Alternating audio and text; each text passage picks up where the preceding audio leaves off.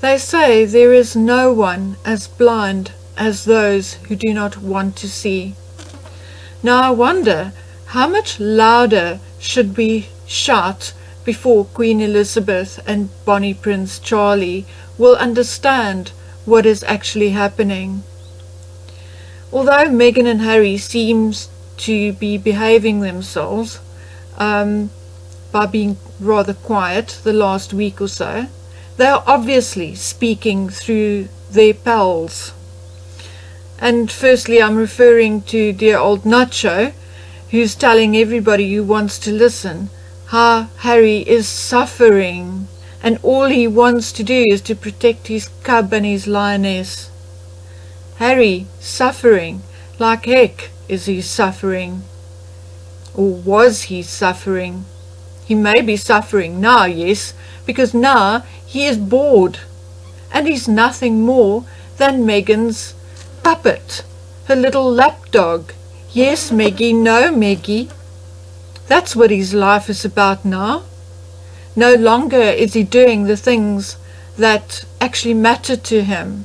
The military. We haven't even seen or heard about him playing polo anymore. No, he's at Meghan's beck and call, and that may be why he is so very, very unhappy.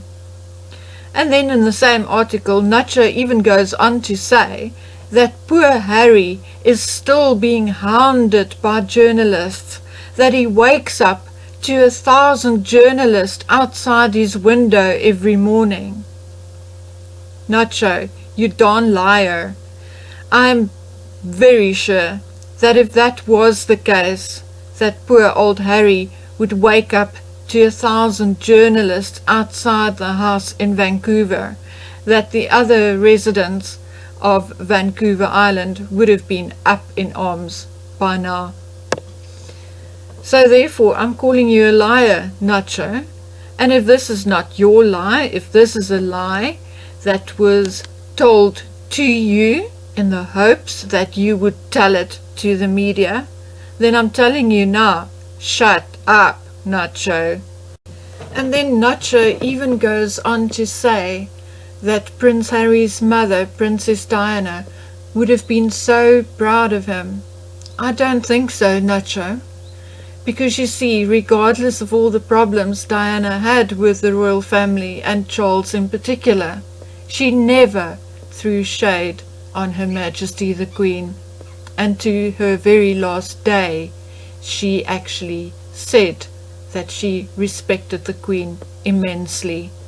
Unfortunately, the same cannot be said for your pal Harry and his wife Meghan. And then there is dear old Jessica Mulroney, Meghan Markle's BFF. Now, after her Instagram post in which she referred to pretty pictures, poor Ben Mulroney, the long-suffering husband, is forced to defend his wife Jessica. Now, he goes on to say that Jessica's post was not about the Holocaust survivors or the event that William and Kate went to, or Catherine's photographs that were displayed at this event. But, he says, it was meant as part of Jessica's effort in collecting funds for the victims of the plane that was downed in Iran. Ben, I'm calling you out now as well. You are a darn liar. This is not the first time Jessica had thrown shade at the monarchy or at Catherine. So all you need to do is to ask yourself, what pictures were in the news on the day that Jessica posted this? Catherine's photographs were in the news and were being highly acclaimed. And obviously Catherine also looked absolutely gorgeous during this event. So obviously Jessica was throwing shade at Catherine. Now, I'm going to make a prediction here, and that is, if Jessica does not shut up very quickly, or if she continues to listen to Meghan and do her dirty work, Jessica will indeed be the next one to be ghosted by Meghan. Or maybe, just maybe, if she keeps getting into trouble and putting her husband in a spot, maybe Jessica will ghost Meghan. I have one issue with this article, and my issue is with the Mail Online itself, and that is because of the wording used in the heading. Ben Mulroney is forced to defend his wife Jessica after militant Kate Middleton fans accused Meghan Markle's BFF of criticizing the Duchess' photos of Holocaust survivors. Now, I have an issue with the word militant because, as far as I know, and I think I'm watching most of the YouTube videos about Meghan and the royal family, I have not once come across anyone who was actually militant, anyone wanting to force anyone else to like or dislike Meghan. Nor have I come across anyone threatening another YouTuber or somebody else on Instagram or Twitter if they did indeed like Meghan. We do not agree with Meghan's sugars, that is for sure, but none of us have actually gone ahead and threatened any of them. So I am personally taking offense for the use of the word militant in this heading. Now, something else has come to my attention, and I thank my friend Samson's Delilah for this. And the thing that was brought to my attention is the following. The Sussex royal title was trademarked in the United States by an intellectual property lawyer called Joel Fogelson. Now, he said, after checking with the United States Patent and Trademark Office, he realized the royal couple had not registered Sussex Royal in the States. Fogelson, 48, saw it as an opportunity. Here's something I was able to do, and again, I don't want anything from them, and I'm not doing this, I'm not holding anything for any purpose, he continued.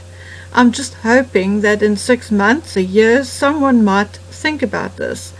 And if they're a small business owner or even a CEO, maybe they'll talk to their in-house people and say, hey, you know, where's our IP strategy?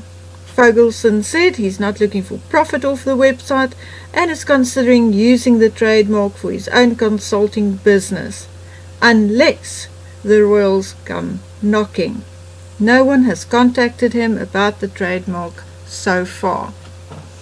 Now, people, what is happening here is Joe Fogelson noticed that they haven't trademarked the Sussex Royal in the United States yet. He jumped on the bandwagon and he did it himself very quickly.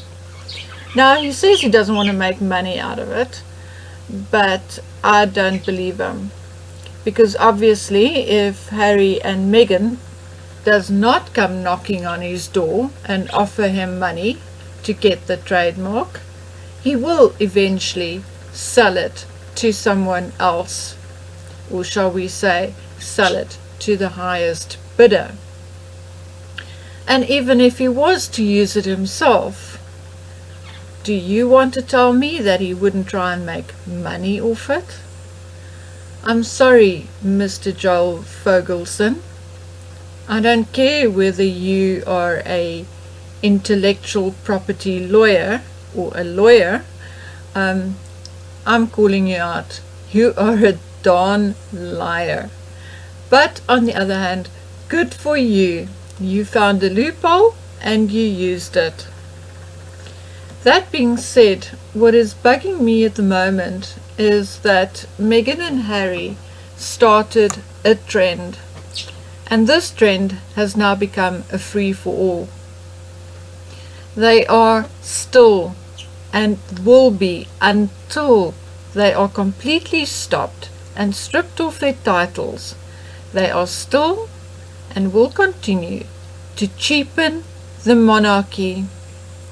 And I did a funny illustration just to illustrate what I'm telling you.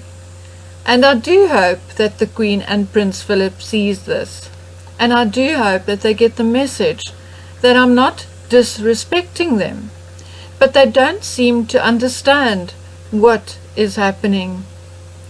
And maybe my little composite piece of artwork of the dude mug and the Queen Elizabeth II lingerie will actually sink in. Because if the Sussexes will continue with their branding, then this is what it will end up looking like. I thank you, my viewers, for listening today and bearing with me through this. It's a rather longer than usual video, but one I rather enjoyed making. So I'm going to say goodbye for now, and I'll see you on the next one. Bye.